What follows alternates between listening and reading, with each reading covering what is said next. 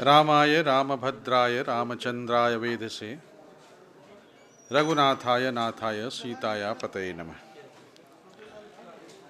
संस्कृत विभाग काशी हिंदू विश्वविद्यालय, भारत अध्ययन केंद्र एवं भारतीय दार्शनिक अनुसंधान परिषद नई दिल्ली के संयुक्त तत्वावधान में आयोजित भारतीय दर्शन में लोक दृष्टि एवं मानव मूल्य इस विषय पर आयोजित त्रिदिवसीय अंतर्राष्ट्रीय संगोष्ठी के इस दूसरे तकनीकी सत्र में आप सभी का हार्दिक स्वागत है।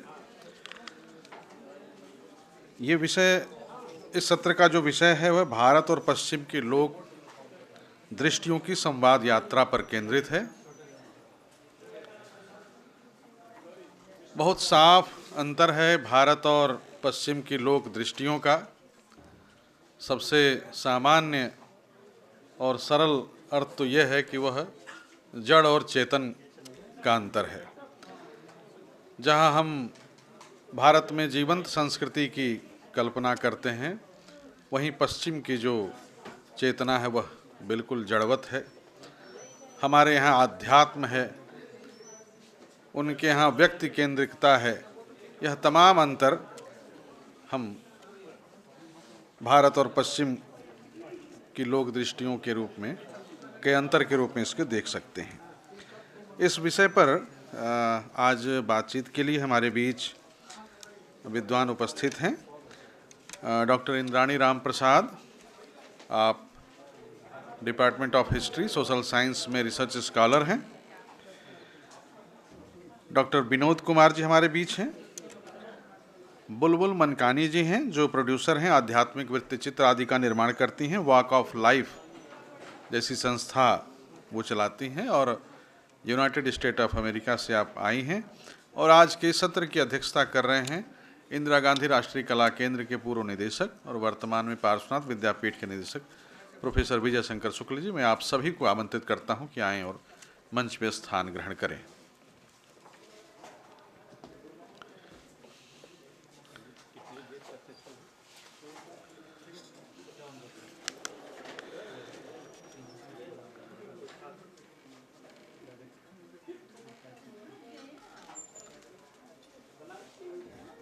अवसर है अतिथियों के स्वागत का। मैं आज के अध्यक्ष डॉक्टर विजय शंकर शुक्ल जी के स्वागत के लिए संस्कृत विभाग के अध्यक्ष प्रोफेसर सदाशिव कुमार द्विवेदी सर से अनुरोध करता हूं कि आएँ और सर को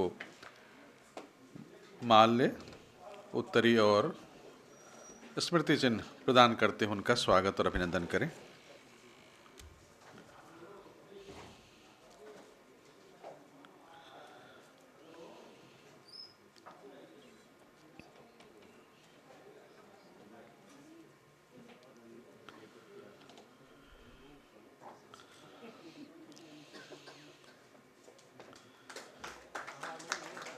डॉक्टर अभिमन्यु सर से निवेदन है कि आप विनोद कुमार जी का स्वागत करें।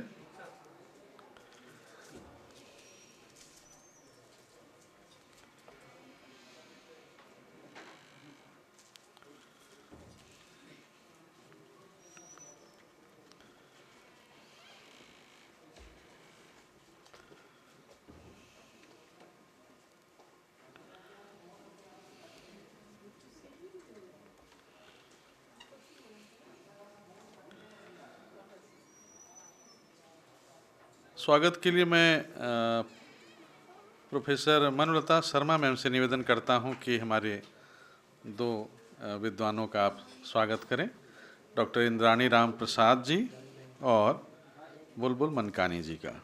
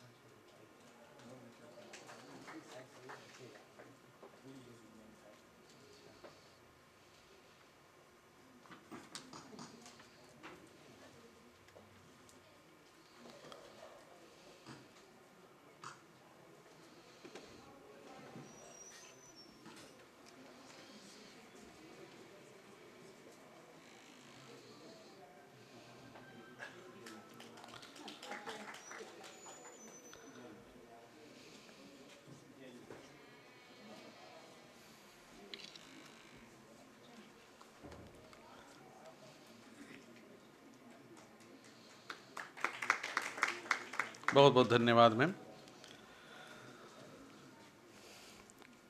तो भारत और पश्चिम की लोक दृष्टियों की संवाद यात्रा, ये हमारा आज का इस सत्र का विषय है। मैं विषय पर सबसे पहले आमंत्रित करता हूँ डॉक्टर विनोद कुमार जी को कि आएं और अपनी बात कहें।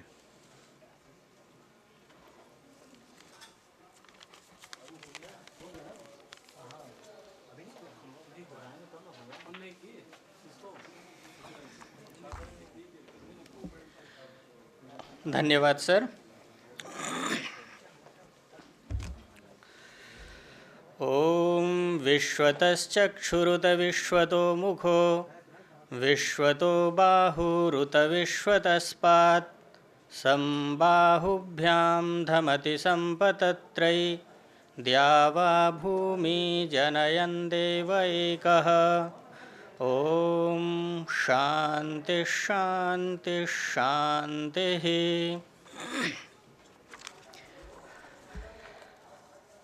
सम्माननीय इस सत्र के अध्यक्ष महोदय, मंचासीन सुधी वक्तृगण, मंचाभिमुख उपस्थित अपने अपने विषय एवं विधा के विशेषज्ञ विद्वद्गण, उपस्थित शोध छात्र एवं छात्राएं,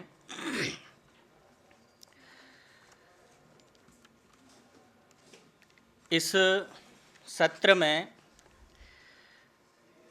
मेरा जो विषय है व्याकरण दर्शन का लोक प्रामाण्य और उसकी लोकोपयोगिता।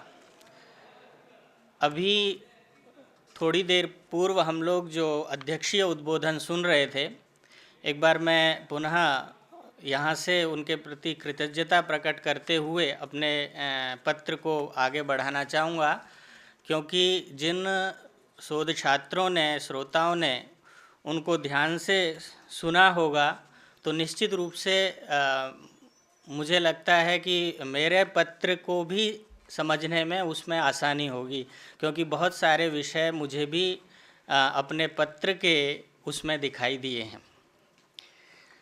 मैं व्याख्या ना करके अपना शोध पत्र पढ़ने का प्रयास करूंगा, जहां बहुत ज़्यादा ज़रूरी नहीं होगा, जिससे अपने निर्धारित समय में ही मैं अपने विषय को उपस्थापित कर सकूं। भारतीय संस्कृति में समस्त शास्त्रों का उद्देश्य भौतिक एवं आध्यात्मिक दृष्टि से लोक का उपकार करना ही माना जाता है। दर्शन शास्त्र एक ओर जहाँ संसार अथवा इस लोक को भौतिक दृष्टि से देखता, परखता एवं तत्वान्वेषण करता है, वहीं दूसरी ओर यह आध्यात्मिक दृष्टि रखता हुआ परलोक अथवा मोक्ष की प्राप्ति की चर्चा करता है। इसी में दर्शन शब्द की अन्वर्थता है, दृश्यते जायते अनेन लोकः परलोको वा इति दर्शनम। विशुद्ध व्याकरण और वेदांग होने के साथ साथ व्याकरण को लंबे समय से दर्शन और दर्शन का एक संप्रदाय माना जाता रहा है। माध्वाचार्य ने अपने सर्वदर्शन संग्रह में पाणिनि दर्शन को सम्मिलित करके व्याकरण दर्शन की दार्शनिक स्वीकार्यता को प्रमाणित एवं प्रतिष्ठापित किया। उल्लेख्य है कि सर्वदर्शन संग्रह में वैयाकरणों के दर्शन को भले ही पाणिनि दर्शन नाम दिया हो, किंतु दर्शन का विवेचन करते समय वहाँ माधवाचार्य ने पाणिनि के सूत्रों, कात्यायन के वार्तिकों तथा पतंजलि के महाभाष्य को उद्धृत न करके भर्तृहरि के वाक्यपदीय को ही प्रचुरता से उद्धृत किया है। इससे यह पता चलता है कि अष्टाध्यायी एवं महाभाष्य से आधारभूत सामग्री प्राप्त करने पर भी दर्शन विषयक सामग्री प्रस्तुत करने वाले ज्ञात व्याकरण ग्रंथों में वाक्यपदीय ही प्राचीनतम ग्रंथ है।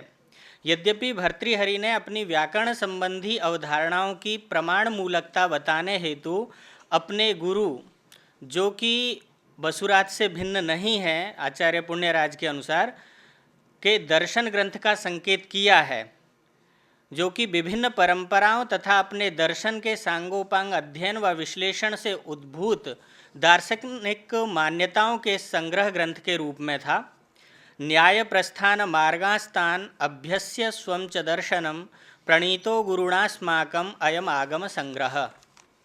व्याकरण एवं शब्दकोशों में लोक्री दर्शने धातु से भाव में घे प्रत्यय लगाकर लोक्यते यह स लोकः भुवनम जनः संसार जगत अथवा सात लोक भू भुव स्वः मह जन तप सत्यम आदि अर्थ लोक शब्द के उपलब्ध होते हैं।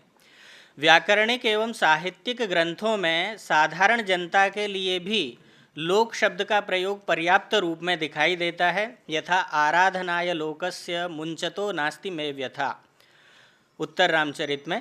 प्रस्तुत शोधपत्र में लोक के इन सभी अर्थों को समाहित करते हुए मुख्य रूप से साधारण जनता के वाचक अर्थ को केंद्र में रखने का प्रयत्न किया गया है। जिस प्रकार एक बात यहाँ पर स्पष्ट कर दूँ, जैसे अभी आचार्यवर बता रहे थे कि लोक का नियमन शास्त्र करता है और लोक को प्रमाण भी मानता है। लोक को प्रमाण मान करके शास्त्र प्रवृत्त हो रहा है, उसका ध्यान हमेशा रखता है, लेकिन फिर भी उसका उद्देश्य लोक का नियमन करना होता है। तो जिस प्रकार व्याकरण शास्त्र की प्रवृत्ति हेतु व्याकरण के आचार्य लोक व्यवहार को ही परम प्रमाण के रूप में प्रस्तुत करते हैं, ठीक वैसे ही व्याकरण दर्शन भी शास्त्र एवं लोक का समन्वय स्थापित करते हुए जनसाधारण की मोक्षोपयोगी मार्ग में अनायास प्रवृत्ति कराने हेतु साधु शब्द ज्ञान अथवा सम्यक ज्ञान को मुक्ति के साधन के रूप में प्रस्तुत करता है। इयं सा मोक्षमाणा नाम अजिह्वा राज पद्धति। ध्यातव्य है कि व्याकरण दर्शन व्याकरण शास्त्र की तरह संस्कृत भाषा के रूपों में निश्चित धारणाओं की व्याख्या के काम तक अपने आप को सीमित नहीं रखता, बल्कि वह सामान्य रूप से भाषा तथा विशेषतया संस्कृत भाषा के विषय में अपनी स्थापनाओं को तत्वमीमांसक तथा प्रमाण मीमांसात्मक पृष्ठभूमि देने का प्रयत्न करता है, जो कि उसे व्याकरण शास्त्र से इतर व्याकरण दर्शन बनाती है। उदाहरणार्थ व्याकरण दर्शन शब्द काल गुण क्रिया आदि के भाषा संबंधी रूपों की व्याकरणिक व्याख्या तक सीमित न होकर इनकी अपनी परिभाषाएं भी प्रस्तुत करता है, जो कि स्वभावतः इनकी तत्व मीमांसा से जुड़ा हुआ तथ्य है। इस चिंतन में भी वैयाकरणों ने लोक को सदा स्मरण रखा। महर्षि पतंजलि ने जब अथ गौरित्यत्र कह शब्दः येनोच्चारितेन सास्नालांगूल ककुत खुर विषाणिनां संप्रत्ययो भवति स शब्दः कहकर व्याकरण में शब्द की शास्त्रीय परिभाषा करते हुए दर्शन का सूत्रपात किया, तब उन्होंने लोक का भी विशेष ध्यान रखा और शब्द की दूसरी परिभाषा भी प्रस्तुत की, अथवा प्रतीत पदार्थ को लोके ध्वनि शब्द इत्युच्यते। आगे चलकर इन्होंने ही महाभाष्य में शब्द की उपर्युक्त दोनों परिभाषाओं को मिलाकर पुनः लोक सम्मत लोक दृष्ट निष्कृष्ट परिभाषा प्रस्तुत करते हुए लिखा, श्रोत्रोपलब्धिर बुद्धिर निर्ग्राह्यः प्रयोगेणाभिज्वलित आकाश देश शब्दः। इन परिभाषाओं के आधार पर ही व्याकरण दर्शन में शब्द के अनेक रूप प्रकाश में आए, जिन्होंने शब्द के स्थूल से सूक्ष्म, सूक्ष्मतर एवं सूक्ष्मतम रूपों को लोक बुद्धिगम्य बनाया। व्याकरण दर्शन में शब्द ही ब्रह्म है, जो कि पश्यंती रूप है, शब्द ही स्फोट है, जो कि मध्यमा रूप है, शब्द ही ध्वनि है, जो कि सभी प्राणियों में वैखरी रूप में विद्यमान है। इस प्रकार आंतर शब्द ब्रह्म एक है और यह नाद के द्वारा वाक्य के रूप में व्यक्त होता है। यदंतः शब्द तत्वं तु नादैरेकं प्रकाशितं तदाहुरपरे शब्दम तस्य वाक्ये तथैकता। वाक्यपदी की प्रथम कारिका में भी उसे आद्यंत विहीन एवं उत्पत्ति विनाश रहित शब्द तत्वात्मक ब्रह्म कहा गया है। इस प्रकार आचार्य भर्तृहरि ने शब्द को अध्यात्म या दर्शन की पराकाष्ठा ब्रह्म माना, किंतु उनका दर्शन लोक व्यवहार में अनुस्यूत साक्षात लोकोपकारक है। अतः जब वे अक्षरम शब्द की व्याख्या करते हैं तो लिखते हैं तच्च ककारादि वर्णानाम निमित्तत्वाद अक्षरम इत्युच्यते। यहाँ पर शब्द ब्रह्म को शब्द के स्थूल रूप वैखर्यात्मक वर्ण ध्वनियों का निमित्त माना गया है, अर्थात उस शब्द तत्व या ब्रह्म के बिना व्यक्तवाक अर्थात लोक प्रचलित शब्दों का अस्तित्व ही नहीं है। यह शब्द तत्व सभी प्राणियों में शाब्दी भावना के रूप में विद्यमान है। आद्य करण विन्यासः प्राणस्योर्ध्वं समीरणम स्थानानाम अभिघातश्च न विना शब्द भावनाम। अर्थात आशय यह है कि शब्द भावना के कारण ही सद्योजात शिशु वागेंद्रियों का प्रथम व्यापार कर पाता है या सांस ले पाता है। इसी के कारण शिशु के मुख का निश्वास उच्चारण के विभिन्न स्थानों पर अभिघात करने और ध्वनि उत्पन्न करने में समर्थ होता है। इससे शिशु न केवल अपने वागेंद्रियों के व्यापार में अपितु ज्ञान तथा इच्छा करने में भी समर्थ होता है। वह जो व्यापार करता है उसमें बुद्धि का समावेश करने वाली इच्छा एवं प्रयत्न का होना आवश्यक होता है। पशु पक्षियों में भी यह शब्द भावना विद्यमान है, किंतु उनमें बुद्धि अत्यल्प होने तथा उसके कारण इच्छा एवं प्रयत्नों की प्रचुरता का अभाव होने के कारण भाषा अथवा वैखर्यात्मक शब्द भी अत्यल्प होते हैं। किंतु मनुष्य का सद्योजात शिशु तथा पशु पक्षियों के सद्योजात शिशुओं में किसी भी भाषा को न जानने के सादृश्य के कारण यह मान लेना चाहिए कि दोनों में शब्द भावना अथवा शब्द तत्वात्मक ब्रह्म विद्यमान है। प्रतिभा के वर्णन प्रसंग में भर्तृहरि ने शिशुओं तथा पशु पक्षियों को एक साथ रखते हुए कहा भी है, अभ्यासात् प्रतिभा हेतु सर्वः शब्दोपरै स्मृतः बालानां च तिरश्चां च यथार्थ प्रतिपादने। व्याकरण दर्शन एक समन्वयवादी दर्शन है। वह वाक्यार्थ अर्थात प्रतिभा को ही सत्य मानता है, किंतु पद एवं पदार्थ को असत्य मानते हुए भी मीमांसक आदि अन्य दार्शनिकों के साथ समन्वय हेतु तथा व्यावहारिक या लौकिक प्रयोजन के लिए वाक्य और वाक्यार्थ का पद एवं पदार्थ के रूप में विश्लेषण करता है, जिसे व्याकरण दर्शन में अपोद्धार शब्द से अभिहित किया गया है। अपोद्धार शब्द का अर्थ पर्याप्त व्यापक है। जो तत्वतः अभिभक्त है उसे केवल व्यावहारिक प्रयोजन के लिए विभक्त किया जाता है तो वहाँ अपोद्धार होता है। तत्रापोद्धार पदार्थो नाम अत्यंत संसृष्ट संसर्गादनुमेयेन परिकल्पितेन रूपेण प्राप्त विवेकः सन् अपोध्रियते। सोपज्य वृत्ति में स्पष्ट किया गया है। वस्तुतः शब्द किसी विषय या अर्थ का बोध कराता है, इस आशय से वह ग्राहक है, किंतु वह अपने विषय या अर्थ का बोध कराए इसके पहले स्वयं उसका ग्रहण हो, यह आवश्यक है। इस अर्थ में वह ग्राह्य है, अर्थात वह ग्राहक के रूप में संज्ञा एवं ग्राह्य के रूप में संजी है। साधारणतया ये दोनों भिन्न वस्तुएं हैं। यहाँ अपोद्धार के द्वारा एक ही वस्तु दो वस्तुओं के रूप में देखी गई है। इसी प्रकार विश्लेषण प्राप्त अर्थ का ही नाम अपोद्धार पदार्थ है। ये दोनों वाक्यपदीय के 8 विषयों में से 2 घटक हैं। उल्लेखनीय है कि इस विश्लेषित अर्थ को भर्तृहरि ने लौकिक कहा है। शास्त्रीय पदार्थः कार्यार्थम लौकिकः प्रविभज्यते।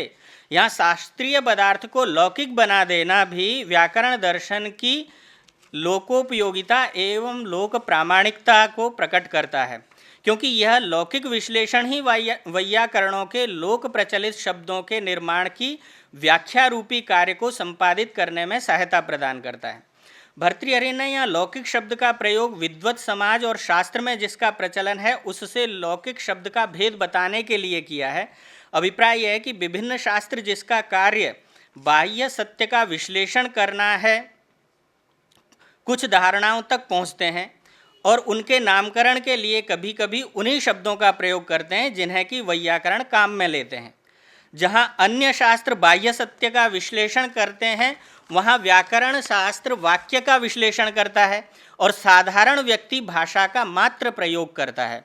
भाषा का प्रयोग करने में साधारण व्यक्ति का कुछ धारणाओं से भी काम पड़ता है, चाहे उन तक वह सचेत रूप में तार्किक विचार द्वारा न पहुँचा हो, किंतु वे धारणाएं उसमें होती हैं। इस तरह वैयाकरण का काम एक और दूसरे शास्त्रों के विद्वानों और दूसरी ओर साधारण व्यक्ति के बीच का है। उसका कार्य वाक्य और वाक्यार्थ का विश्लेषण करना और ऐसी धारणाओं तक पहुंचना है जो शब्द निर्माण की व्याख्या में सहायक हों। अब यहाँ एक महत्वपूर्ण प्रश्न यह है कि वैयाकरण दूसरे शास्त्रों के अनुसार इन धारणाओं को समझे और परिभाषित करे, अथवा लोक अर्थात साधारण व्यक्ति के अनुसार जो भाषा का प्रयोग है उससे समझे। भर्तृहरि उपर्युक्त प्रकार से लौकिक शब्द के प्रयोग द्वारा यही कहना चाहते हैं कि वैयाकरण के लिए यह उचित होगा कि वह वरीयता साधारण व्यक्ति अर्थात लोक को दे, क्योंकि लोक यह नहीं जानता कि विद्वान मंडलियों में क्या चल रहा है और इसलिए वह उनका अनुगमन नहीं कर सकता।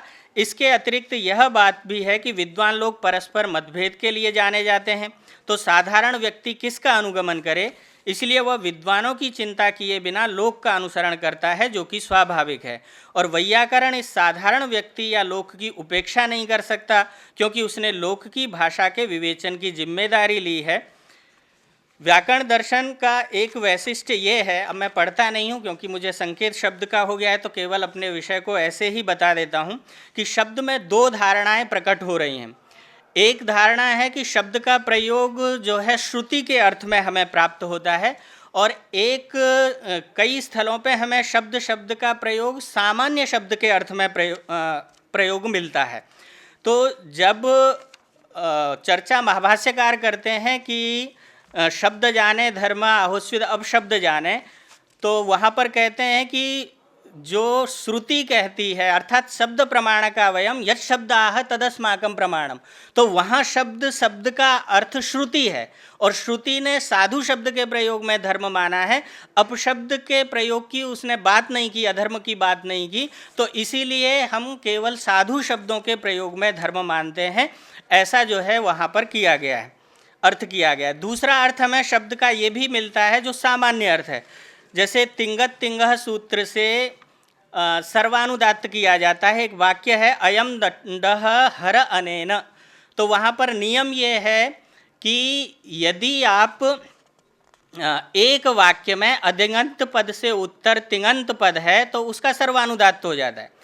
अयम दंडः हर अनेन, अब यहाँ पर इसको हम एक वाक्य मानेंगे कि दो वाक्य मानेंगे, क्योंकि वहाँ पर गम्य है अस्ति, अयम दंडः अस्ति हर अनेन, तो वहाँ ये अर्थ जो निकल करके आ रहा है कि अयम दंडः अस्ति, वो शब्द का सामर्थ्य है, सामान्य अर्थ में है। तो इसीलिए वहाँ पर हम शब्द प्रमाणका का अर्थ वहाँ पर श्रुति नहीं है, बल्कि वहाँ शब्द प्रमाणका का मतलब वहाँ शब्द है।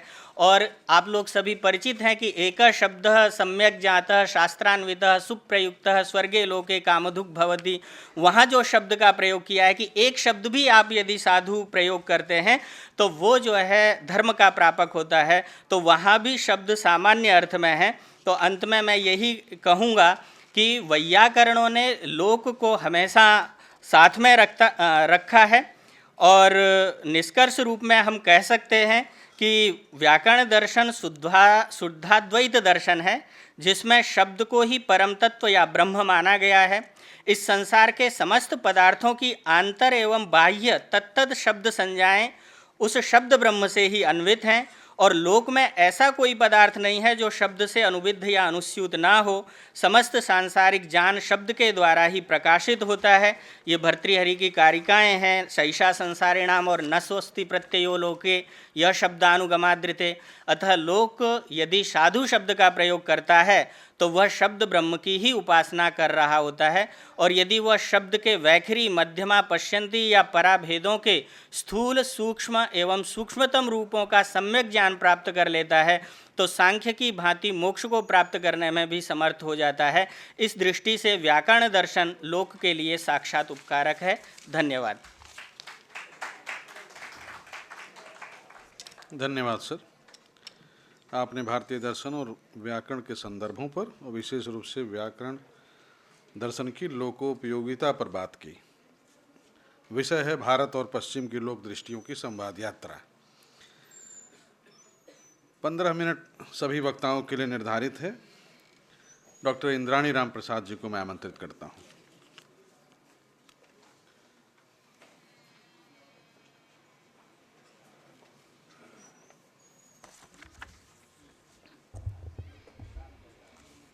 Namaste.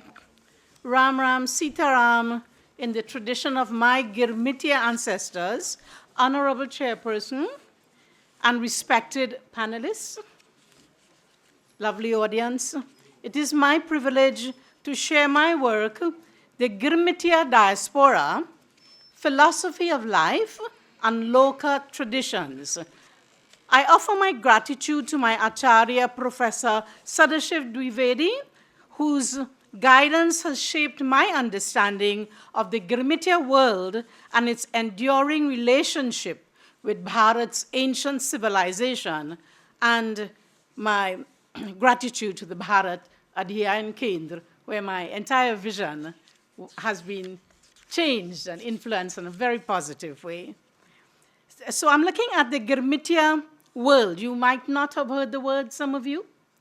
So between 19th and early 20th century, nearly 1 million poor and mostly illiterate Indians were transported across the Kalapani under the system of indenture. Recruited largely from North India, regions such as present-day Uttar Pradesh, Bihar, and Bengal, and parts of South India, these men and women were sent to plantation colonies under the European colonization, British colonization. They were sent to the Caribbean region, Mauritius, Fiji, South Africa, and beyond. Colonial India pushed them into this migration that was supposed to be temporary, but ended up becoming permanent. They were seeking survival and dignity in very difficult circumstances. They were known as indentured Indians, as coolies, and as Girmityas. The term Girmitya is derived from Girmit, a vernacular rendering of agreement. The vernacular tongue of the Indian, the poor illiterate Indian, could not say agreement. It's an English word. So they ended up saying Girmit. And that's how we have Girmitya, because that tells a different story. It tells you how indenture was framed as voluntary. You know, they said it was voluntary, while operating through deep inequalities of language, law, and power. What appeared as a contract functioned in practice as an instrument of labor discipline. Indenture must therefore be understood not merely as a labor system, but as a condition of exile, banwas, one that ruptured the land, kinship, ritual geography, and moral worlds, especially by the crossing of the Kalapani.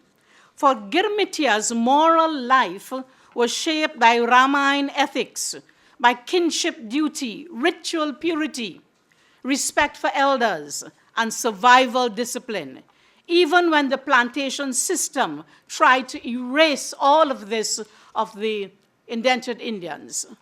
In the Girmitya diaspora, morality is carried through the loka traditions, the lived everyday worlds of meaning, preserved through story, ritual, and memory. Central to this moral world that we, the Girmityas, the indentured Indians, have is Ram. Not primarily as a theological figure, but as a moral exemplar embedded in narrative, storytelling. Ram is not only a symbol of moral order, but an ethical guide for life under injustice. How do we deal with life under injustice? Ram was the guide. In Girmitya life, ethical action was not about purity. We were not about purity, the things we were doing, whether they were pure, but about sustaining life and dignity. Deshkal or paristiti. We had to do things that moral is more like right and wrong. Ethical is what you have to do to survive.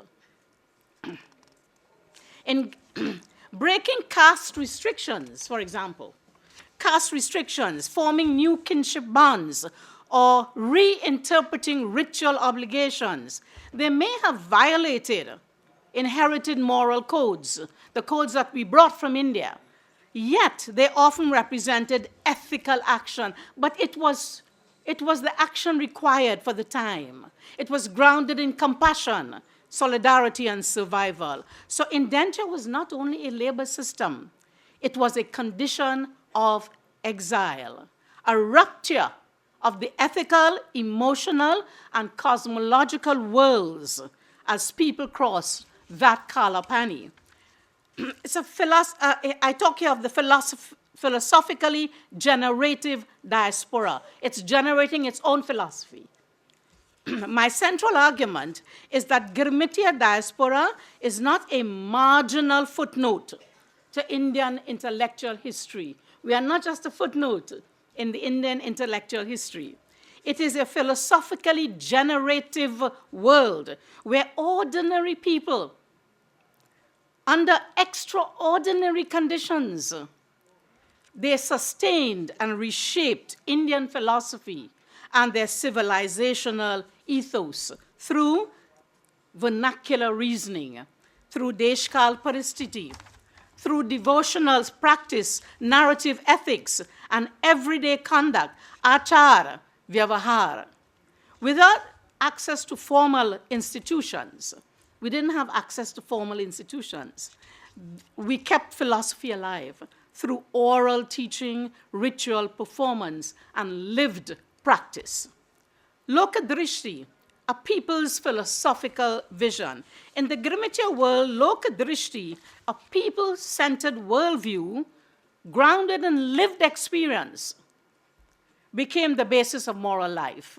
So we are not looking at the text. We are looking at what was happening, what conditions we were living under, and how to respond to that. Displacement forced a shift away because we were displaced away from the village ecosystem that we knew in North India and in parts of South India. We were taken away from our inherited status. So in other words, Varna Jati weakened. Sacred geography weakened. We were taken away from our sacred geography. Ganga was not there, but we remade Ganga everywhere in the diaspora, an example. And textual exclusivity. Instead, what happened? Conduct, community judgment, like the panchayat. The community we had the panchayat very early days. And shared ethical practice became our sources of authority. What was this? We didn't have gurus, we didn't have the books and so on, but it was this: conduct, community judgment, and shared ethical practice. The Ramcharitmanas is the people's Shastra. While early devotional life drew on epic and Puranic narratives, Indian philosophical life, in the Caribbean, for example, and elsewhere in the Girmitia diaspora, increasingly centered on Tulsidasa's Ramcharitmanas. Nobody in the Girmitia will tell you when they say Ramayana, they don't know Valmiki. They know Ramcharitmanas. So Ramayana for us is Ramcharitmanas. It functioned as a people's Shastra because it was accessible in the vernacular. We didn't have to know Sanskrit for that. It was transmitted through Katha, Bhajan, and Ram Leela performances, for example. It was taught, and it taught ethics through narrative exemplars, role models like Ram and others in the Ramcharitmanas. So we use them as examples rather than abstract philosophical doctrine. The higher ones you have in the Sanskrit department, the Nyaya and all of that. We didn't have all of that. But what we had was this role model, the main one being Sri Ram. Rama's Vanvas became the ethical grammar through which we could interpret plantation life. You don't know what it is to live on a plantation life. Plantation life, how did we, our ethical grammar, the way of living in this place, how did we do it? And Ram's Vanvas was the example for us. So it was not a civilizational rupture, but as a karma bhumi. For us, it became karma bhumi, a site where dharma must be lived with discipline, endurance, and dignity. Cut off from the ancestral land and governed by a colonial legal system seen as unjust and lacking traditional institutions, Girmitia's reorganized ethical life through community pathshalas. Up to recently, we had the pandit in the village would have a little pathshala teaching Hindi. When I was little, I went to one of them. I probably went to one or two classes and then never went back. because the Hindi didn't appeal to us then. And oral teaching, ritual practice, folk performance, and collective judgment. Varna and Jati identities persisted, it still remains, but they were weakened. Conduct became more important than birth. The band of Jahaji Bhai, you may not have heard that term, but crossing that Kalapani on that ship made us all like a family, brotherhood of the ship, it is called. And those people created fictive family ties. So this one would become Kaka, that one was Aja, that one was Nani, but it was no biological ties. We became a family on that ship. And when they landed where they were going, that relationship helped them to form family life, to institute marriages, and so on, because it was a family that they formed. Fictive, but very important. So that's Jahaji Bhai. Karma Bhumi and sacralization of land, how we made the land sacred. A crucial philosophical transformation occurred in the way that we interpreted land. Dharti Mata. Drawing on the Indic idea of Karma Bhumi, Girmityas sacralized, they made it sacred, the plantation landscape as Dharti Mata. That was a very terrible kind of condition under which to live and work, but that became Dharti Mata. And no Indian or the Hindu would turn away from Dharti Mata. And a mother to be honored. And how did we honor the mother? Through our labor, through our cultivation. We went to cultivate cane and sugar cane and so on. And through ritual. They did many rituals. Sacred space was not inherited. That sacred space, like Ganga is here, it was not there, but we made it. We created it. Through ethical action, mandirs, domestic shrines, and ritual sites became the anchor of moral life. This challenges traditions that treat sacred geography as fixed. Sometimes we feel sacred geography is fixed. Ganga is fixed here in Bharat. No, Ganga belongs to all of us. We have taken Ganga and recreated it everywhere we go. So in the Girmitya world, sacredness traveled with the people. A distinctive philosophy of life. And I want us to understand this. Because I could not fully understand my own condition until I understood this. Unlike Western traditions shaped by the Adam and Eve narrative, for them, the exile is a fall. It was a sin. Exile for them is a fall from God, and they are waiting redemption. In the Ramayana, exile for us is where dharma is lived. So in the Western traditions, they are waiting for God to return, right? And then they will be saved.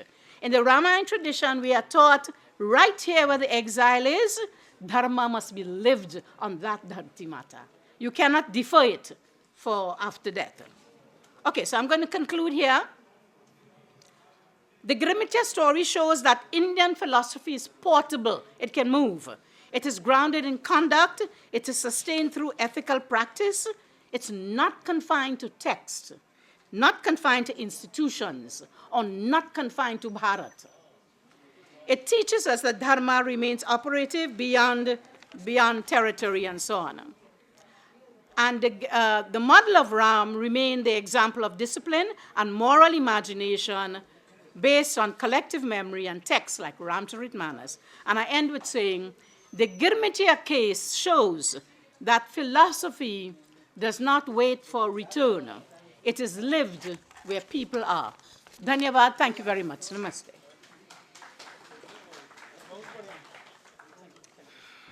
बहुत सुंदर आपका व्याख्यान रहा है। भारत जैसा ही एक दूसरा भारत जिसको हम कैरेबियन द्वीप समूह के रूप में जानते हैं, त्रिनिडाद, टोबैगो, फिजी, मॉरिशस, गुयाना, यहाँ पे सारे जो है भारतीय जाके बसे हैं और उनको एग्रीमेंट के तहत अंग्रेज़ सरकार वहाँ चाय के बागानों में काम करने के लिए, मजदूरी के लिए लेकर गई थी वहाँ जाकर उन्होंने कैसे अपने को भारतीय के रूप में ही आज भी बचा के रखा है। हमारी जितनी जीवित परंपराएं हैं उसका पालन वो आज भी कर रहे हैं। उनके लिए राम आज भी आदर्श के रूप में हैं। हनुमान उनके घर के दरवाजे पर बने हुए हैं, सिर्फ इसी उद्देश्य से, इसी आशा से कि जैसे हनुमान जी सीता जी को का पता बताए थे, अपने घर पहुंचाए थे, उसी तरह शायद कभी ऐसा अवसर आए कि हम भी अपने देश लौटें, भारत लौटें। रामचरितमानस उनका मूल ग्रंथ है जिसको वो दिन रात हमसे ज़्यादा पाठ करते हैं। तो यह भारत की लोक दृष्टि जो कैरेबियन द्वीप समूह में, उसकी चर्चा इंद्राणी जी ने की। बहुत बहुत आभार आपका। अब मैं बुलबुल मनकानी जी को आमंत्रित करता हूं कि आएं और अपनी बात कहें।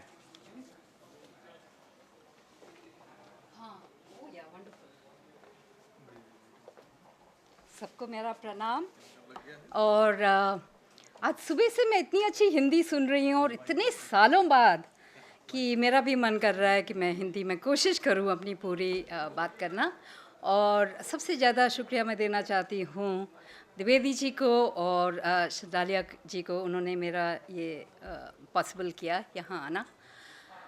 तो मैं जिस प्रोजेक्ट की बात कर रही हूँ उसका नाम है द वॉक ऑफ लाइफ। और इसमें दो बहुत ही अनयूजुअल सर्कमस्टांसेस से मेरी मुलाकात हुई विजय राजवैद्या से। तो अनयूजुअल इसलिए है क्योंकि जब मैंने फिल्म अपनी स्टडीज़ की थी तो हमें एक फ़िल्म फेस्टिवल में दिखाई गई थी जो इंडिया की सबसे पहली संस्कृत फिल्म थी, आदि शंकराचार्य। और उसका मैंने सबसे पहला प्रिंट देखा था। तो वो इतना खूबसूरत प्रिंट था, वो कहानी इतनी सुंदरता से दिखाई गई थी कि मैंने उस टाइम एक सॉर्ट ऑफ इंटेंशन भेजी थी कि मैं भी आदि शंकराचार्य पे कुछ करूं, कुछ काम करूं। अच्छा, 20 साल पहले मेरे ये 1983 के इवेंट से 20 साल पहले विजय राजवैद्या जो उज्जैन के रहने वाले, वो जब टीनेजर थे, शायद लेट 60s में, तो उनको भी आदि शंकराचार्य का एक चैप्टर पढ़ाया जाता था। तो जब उन्होंने वो चैप्टर पढ़ा तो उन्होंने सोचा ये तो कोई मिथिकल फिगर होंगे। वो उनके टीचर ने ये क्वेश्चन काइंड ऑफ पूछ लिया तो उन्होंने कहा नहीं, ये रियल पर्सन थे। तो वो भी बड़े प्रेरित हुए और उन्होंने कहा मैं इनके फुटस्टेप्स में चलूँगा। तो ये 1960s की बात है और मैंने फिल्म देखी थी 1983 में। अब देखिए, वो चले गए कैलिफोर्निया, उनकी लाइफ बिज़ी हो गई या टेक्नोलॉजी के सेक्टर में, वो सन माइक्रो सिस्टम्स में काम करते थे। और जब रिटायर हुए तो 3 साल पहले, वो 70 साल के थे, तो 3 साल पहले वो उज्जैन आए अपने होम टाउन और वहाँ से उन्होंने शुरू की एक पदयात्रा। उन्होंने कहा जो मैंने 14-15 की उम्र में इंटेंशन दी थी, मैं आज ही शुरू कर रहा हूँ। और गर्मी के दिन, मई का महीना था, गर्मी के दिन थे और उन्होंने 9000 किलोमीटर की यात्रा का इंटेंशन किया। इधर मैं उनको 6 महीने पहले मिली, एक ऐसी ही कॉन्फ्रेंस थी और वहाँ उन्होंने मुझे बताया कि मैं तो उज्जैन से निकला, बिल्कुल घने जंगलों में चला अकेले, और वो पहुँच के महाकालेश्वर से ओमकारेश्वर और फिर चलते ही गए, सोमनाथ पहुँच गए। और ऐसे उन्होंने 3 साल 2 बार आते हैं इंडिया और अपने ये ज्योतिर्लिंग की यात्रा शुरू की। तो मैं उनको अगस्त में मिली लास्ट ईयर और मैंने कहा ये तो बिल्कुल कहानी बतानी चाहिए। और कहीं से मैंने खूब जुगाड़ किया और 25 लाख हमने रेज़ किए, क्योंकि वो 1 महीने में केदारनाथ जा रहे थे और मैं 17 साल की उम्र में मैंने केदारनाथ देखा हुआ था, कितना खूबसूरत है। तो हमने 2 ब्रॉडकास्ट कैमरा क्रू भेजा, ड्रोन्स भेजे और शूटिंग की। अभी हम हाफवे मार्क पे हैं, अब वो आ रहे हैं पिलभिट से इधर काशी विश्वनाथ। तो इनफैक्ट 2 हफ्ते में यहाँ पहुँच जाएंगे। और ये 4 मिनट की प्रोमो फिल्म है जो आपको थोड़ा बताएगी जो अभी तक हमने शूट किया है। पर इससे पहले मैं सिर्फ आपको बता दूं कि हमारा मिशन क्या है। डॉक्यूमेंट्री तो उसका एक भाग है, बट जो मेन मिशन है वो है इंडियन नॉलेज सिस्टम को आपके जैसे यंग लोगों को इंडिया और यूएस में इंट्रोड्यूस करना। क्योंकि हम दोनों बहुत सोचते हैं कि आजकल की जो बहुत डिस्ट्रैक्टेड डिसोरिएंटेड लाइफ है, जो फास्ट पेस्ड लाइफ है, उसमें जो सेंटर ऑफ ग्रेविटी निकल गया है वो इंडियन नॉलेज सिस्टम वापस ला सकता है। तो ये हमारा मेन मिशन है। और सेकेंडली हम लोगों को प्रेरित करना चाहते हैं कि आप वॉक करिए, अपने डिवाइसेस पे मत रहिए सारा टाइम, थोड़ा दुनिया देखिए, थोड़ा नेचर से कांटेक्ट रखिए, और जो सभ्यता है हमारी उसको आप मॉडर्न वे में एक्सपीरियंस करिए। तो ये हमारा है। हम यूनिवर्सिटीज़ में ये यूएस और इंडिया की यूनिवर्सिटीज़ में हम ये एक सेशन शुरू कर रहे हैं। पर पहले ये डॉक्यूमेंट्री ख़त्म हो जाए और नेक्स्ट 4 मिनट में आपको कुछ आइडिया मिलेगा इसका। नमस्ते।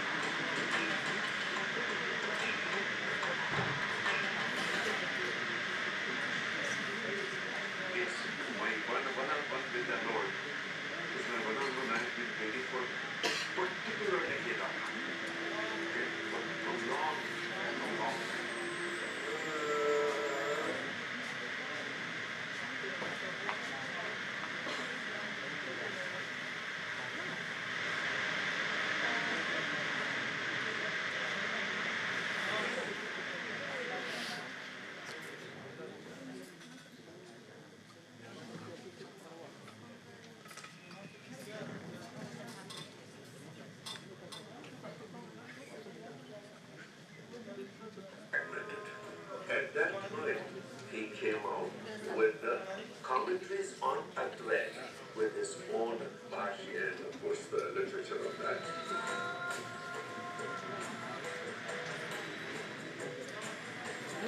It united the whole country to actually. तो इस बीच इन्होंने जो 3 बार भारत का भ्रमण किया, 4 हम बनाए, 4 खंडों की स्थापना हुई, 51 सदी के लोग का परिवर्तन है। तो ये सब एक सिपाही वसुंधराचार्य जी के द्वारा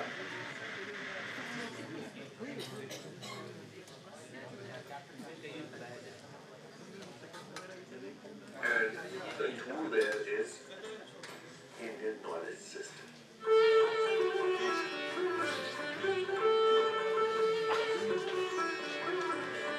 When I sense that he is equal to MC square, to me it seems like a precipitate of a very small segment of this vast ocean we call Advait. And it is Advaita because it's putting energy and matter together. It is vast, it is limitless, and it has happened, it is recorded. I know more about Roman civilization than I know about what happened in Karnataka. It would be such a loss to not have access to them, to not to know about such a rich culture.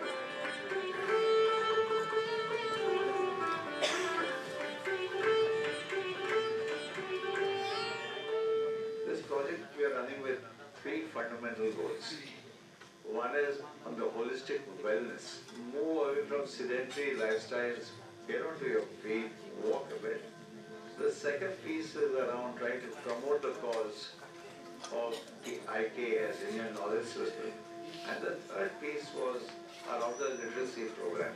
So we thought we should join the movement and not only contribute to our own health and our own spiritual well-being, but also to a good cause.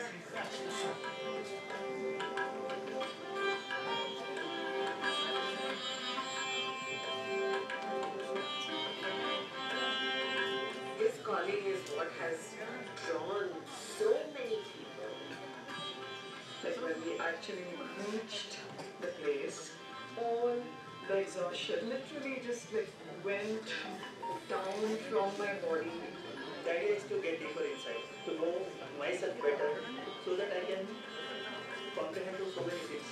Spiritual health, intellectual health, mental health, and then finally your physical health. This is life. And that's why this is Walk of Life.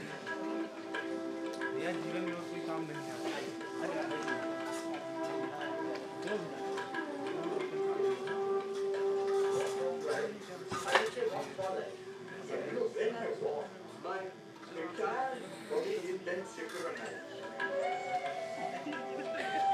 Sometimes it just needs one person. So, and that one person can be difference. If he can do it, why not I? I think that is a personal thing for me.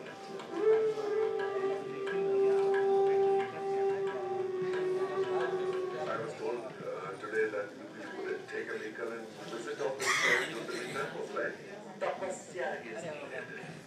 So mine is a tapasya. So the breathing routine. These breathing cuts, so it is helping your lungs.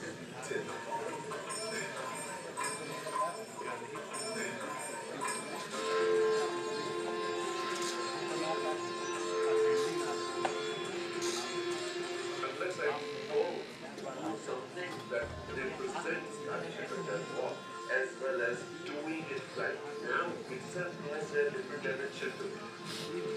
That made this simple walk into something.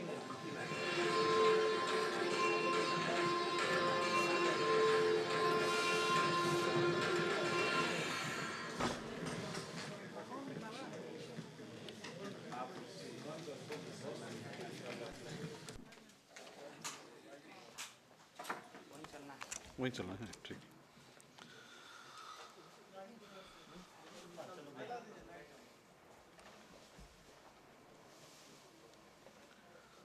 तो अपने जीवन को machine से अलग करके भी सोचने की आवश्यकता है।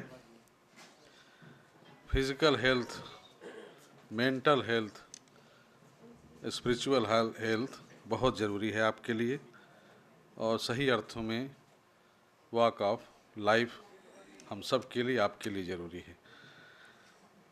अगले और अब इस पूरे सत्र के समाहार के लिए मैं अध्यक्षीय उद्बोधन के लिए प्रोफेसर विजय शंकर शुक्ल सर को आमंत्रित करता हूं कि आएँ और अध्यक्षीय उद्बोधन प्रदान करें। इस सुंदर वक्तव्य के लिए बुलबुल मनकानी जी के प्रति मैं हार्दिक आभार व्यक्त करता हूं। धन्यवाद। आभारती भारती भी सजोषा इडा देवैर्मनुष्येभिरग्निः सरस्वती सारस्वतेभिरर्वाक् तिस्रो देवीर्बर्हिरेदं सदन्तु। चैतन्यं शाश्वतं शान्तं व्योमातीतं निरञ्जनं बिन्दुनादकलातीतस्तस्मै श्रीगुरवे नमः।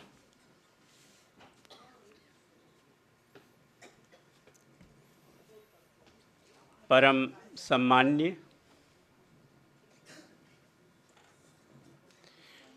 माननीय इंद्राणी राम प्रसाद जी,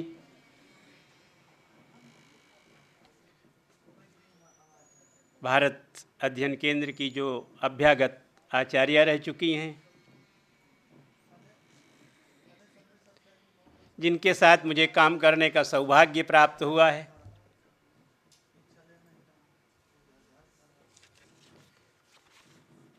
आज इस द्वितीय तकनीकी सत्र में जो प्रथम पत्र जिन्होंने प्रस्तुत किया, वे भी मेरे अपने विश्वविद्यालय इलाहाबाद विश्वविद्यालय के आचार्य श्री विनोद कुमार जी,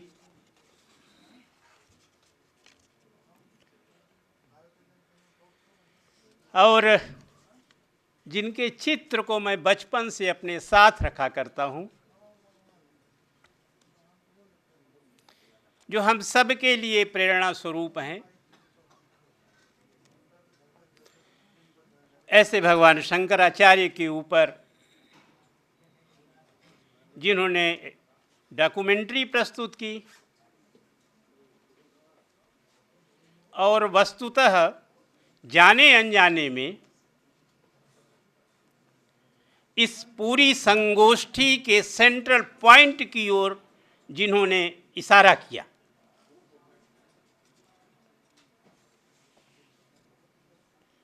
एक प्रश्न हमारे विद्वान विनोद कुमार जी ने प्रस्तुत किया, पीछे भी प्रस्तुत हुआ, लोक का नियमन शास्त्र करता है। ये कब से संभव हुआ ये तो हमें नहीं मालूम, ये क्या दृष्टि है, कैसे आप कहते हैं लोक का नियमन शास्त्र करता है? पहले शास्त्र है कि लोक है? जब आप लोक चेतना कहते हो तो उस समय किस चेतना की बात करते हो? जब आप लोकानुभूति की बात करते हो तो किस अनुभूति की बात करते हो? वह अनुभूति क्या शास्त्र देता है? यह गंभीर विषय है हम सब के लिए। पूरी की पूरी हमारी जो परंपरा जहाँ से भी प्रारंभ होती है, उसमें लोक का अर्थ ही कुछ और है। इस रूप में लोक नहीं है। जब हम लोक चेतना कहते हैं तो एक समस्त ब्रह्मांडीय आनंद की उपस्थिति की ओर संकेत करते हैं। जब हम लोक संवाद की बात करते हैं तो उस सुख की बात करते हैं जो सब के लिए समान रूप से प्रस्तुत होता है। इसके लिए आवश्यक है कि हम पूरी की पूरी अपनी परंपरा को देखें।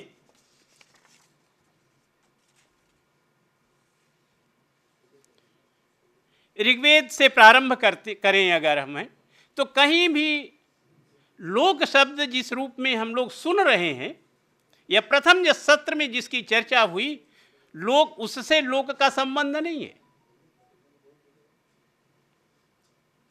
ऋग्वेद छठे मंडल में बृहस्पति के संबंध में हमें जो प्रश्न मिलता है वहाँ है कि देवों के आवाहन के समय हम कहते हैं ना कि आकृष्णेन रजसा वर्तमानो,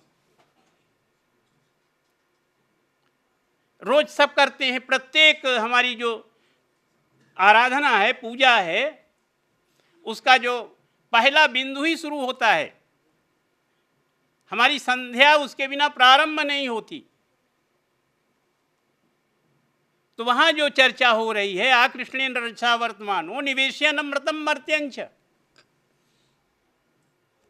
तो उस समय ऋषि किस लोक के निर्माण की बात करते हैं? इस लोक की निर्माण की बात करते हैं। इस रूप में विचार करना है। जब पहला मंत्र इस लोक की बात है। ये सब हमें आज हम चर्चा कर रहे थे अपने एक जैन विद्वान से कि आप लोगों के संवाद में लोक का क्या स्वरूप है। तो उन्होंने कहा हमारे यहाँ तो शरीर में ही तीनों लोक विराजमान हैं।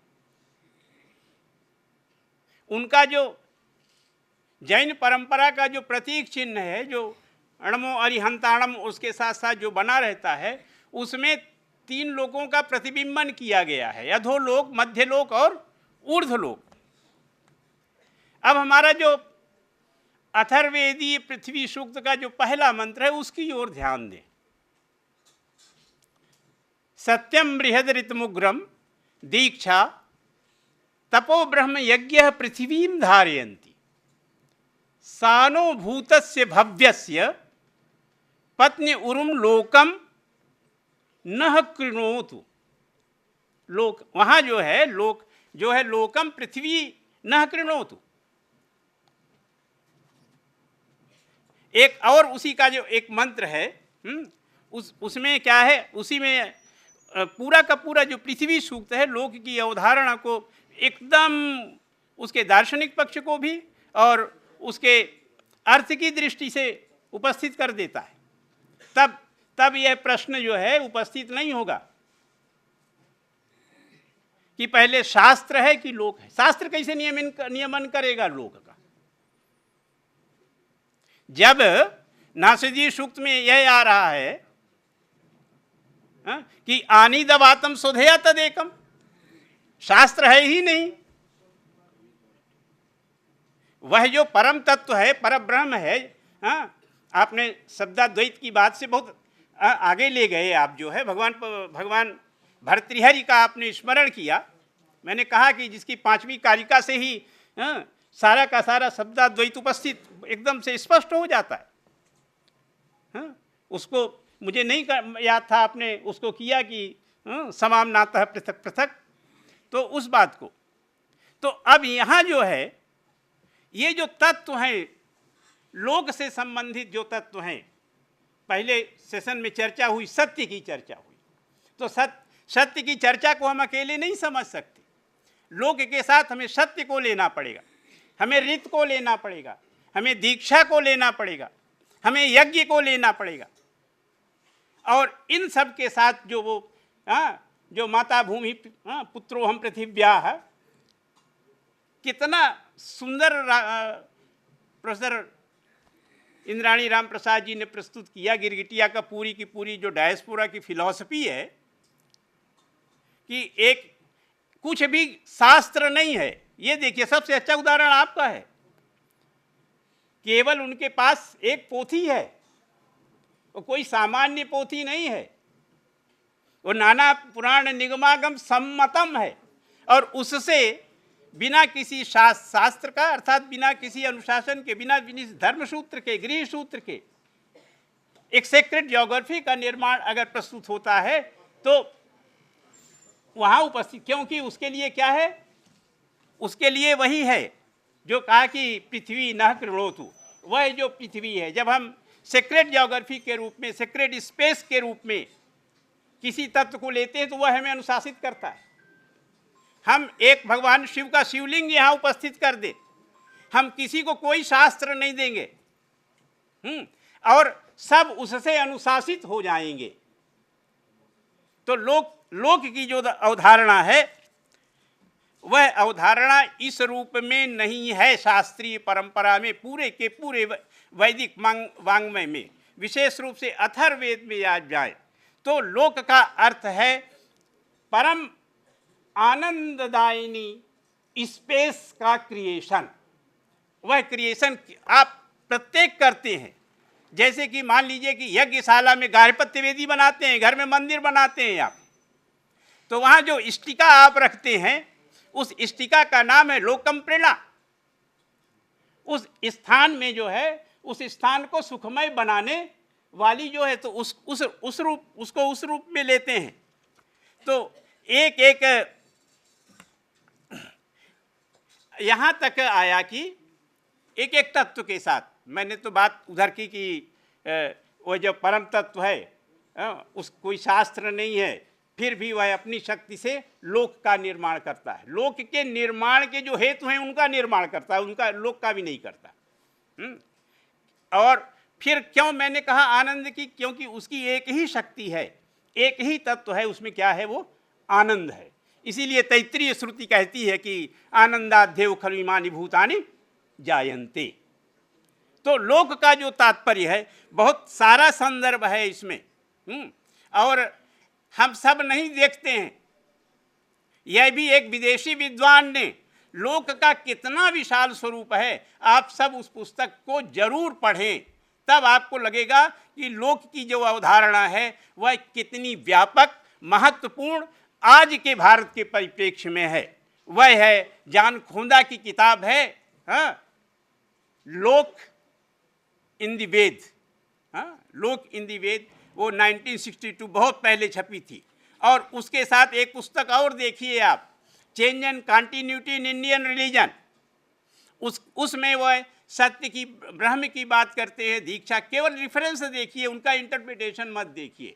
हाँ, उसमें आपको सारी चीज़ें इतने अच्छे ढंग से स्पष्ट हो जाएंगी एक एक। तब यज्ञ की दृष्टि से लोक की क्या अवधारणा है, लोक की, जिस लोक, विभिन्न लोगों की जो बात करते हैं, आपने बात की जैसे भू भुआ स्वः मन, हाँ, सप्तलोक की बात की जो है, उन सप्तलोक का स्वरूप क्या है, ऐसे बताने से नहीं वो बात स्पष्ट होगी जो है, उनके स्वरूप को भी हमें लेना होगा।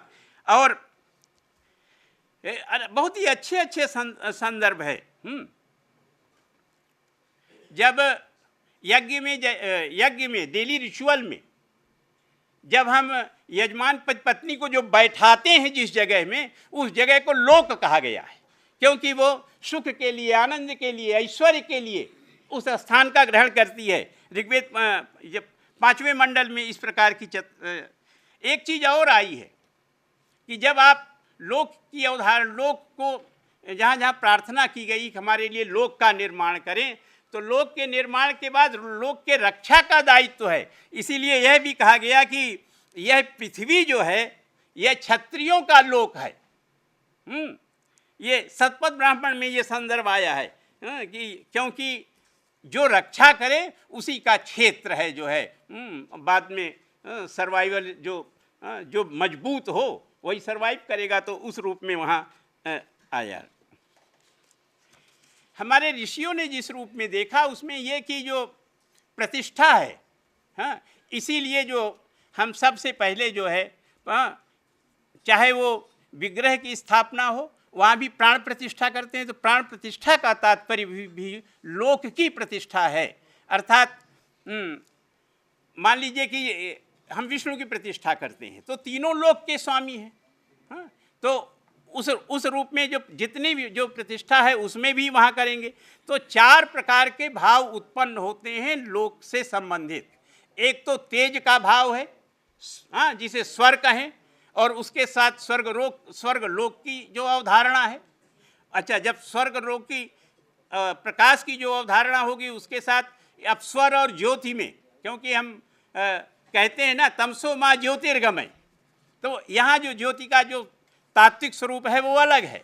और जब हम वहाँ कहते हैं कि वयामी अग्निम प्रथमम स्वस्तये, वयामी मित्रावरुणा विहावसे, वयामी रात्रिम जगतो निवेशनीम, वयामी देवम सवितारमूतये, तो वहाँ जो देवताओं के प्रकाश का संबंध है वो दूसरा है। तो एक स्वर का स्वरूप, ज्योति का स्वरूप, एक अभय, लोक के साथ जो अभय का स्वरूप है, और चतुर्थ जो है वो कल्याण का और स्वस्ति का है। इसीलिए हमारी परंपरा में स्वस्तिवाचन का स्वरूप आया, हाँ, स्वस्ति न इंद्रो वृद्धस्रवाः। तो ये जो हमारा स्वस्तिवाचन है ये पूरी की पूरी लोक की अवधारणा को पूरी तरह से व्यवस्थित रूप से प्रस्तुत करता है, जो हमारे प्रत्येक सारे संपूर्ण भारत में समान रूप से इसीलिए वह प्रस्तुत हुआ। अच्छा, 5 मिनट अब अच्छा चलता रहेगा। तो मेरा कहने का तात्पर्य यही है कि यह जो लोक की अवधारणा से संबंधित जो आप लोग सारे शोधार्थी हैं, विद्वान प्राध्यापक हैं, लोक के जो व्यापक जो स्वरूप है उस स्वरूप को समझें। हाँ, जैसे तमाम शब्दों का अपकर्ष हुआ है भाषा विज्ञान में, उसी तरह लोक का भी अपकर्ष हुआ है। लोक जो है वह बहुत ही एक तरह से कहें महत्वपूर्ण शब्द है। हम जितनी प्रकार की प्रतिष्ठा करते हैं, जो जितने हमारे चाहे वो हम कहें कि वैदिक श्रौत रिचुअल हो, चाहे स्मार्त हो, सब में जो प्रतिष्ठा का जो स्वरूप है, चाहे यज्ञ वेदी हो, सब है लोक के रूप में प्रस्तुत हुआ है। और अब इसके बाद इसका वर्गीकरण भी हुआ है कि वो जो आपने कहा भू भुआ स्वः महाजनः तपः सत्यम, जो 7 हैं, तो ये सेल्सियल लोक की चर्चा करते हैं। फिर उसके बाद एक एक लोक की अलग चर्चा हुई है। तो इस रूप में लोक की अवधारणा को देखा जाना चाहिए। हमने अभी कहा कि दरोगा जी खड़े हो गए, तो इस बार तो उन्होंने सीधे निर्देश दे दिया, तो मुझे अपनी बात को समाप्त करना पड़ेगा। लेकिन वस्तुतः ये जो लोक का हमारे जो भौतिक लोक का जो स्वरूप है, जो अधोलोक, मध्यलोक और ऊर्ध्वलोक, तो हमारे तीनों के तीनों विद्वान ऊर्ध्वलोक पथगामी श्रेणी में आते हैं। आप लोगों ने अलग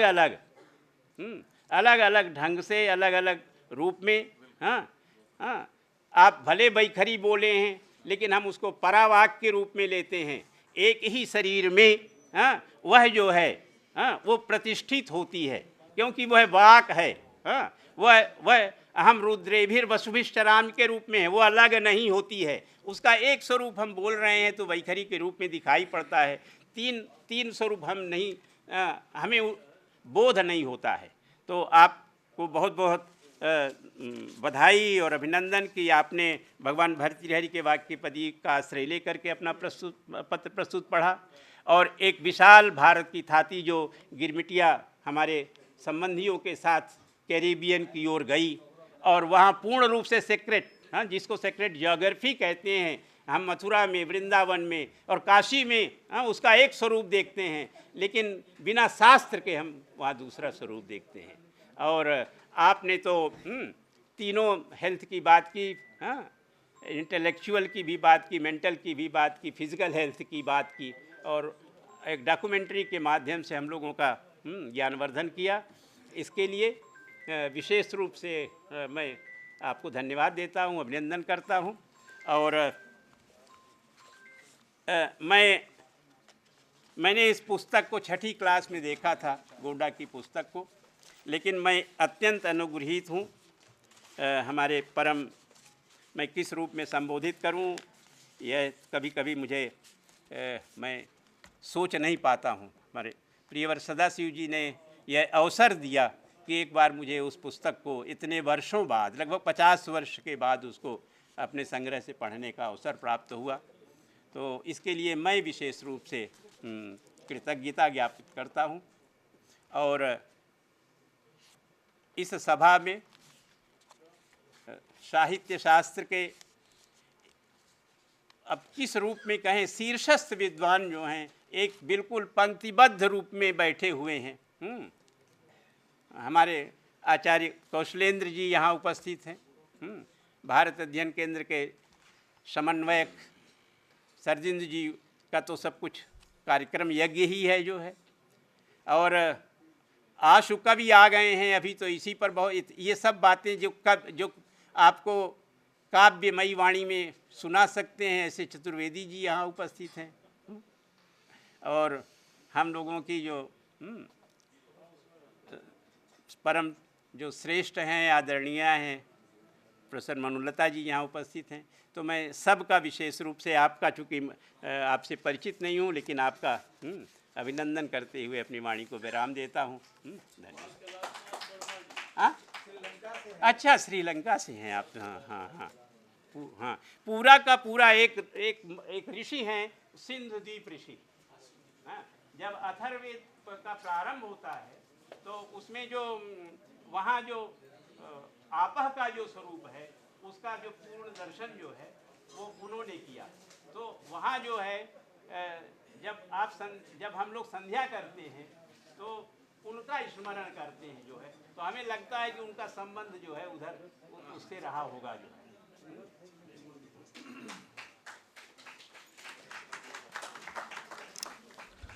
धन्यवाद सर।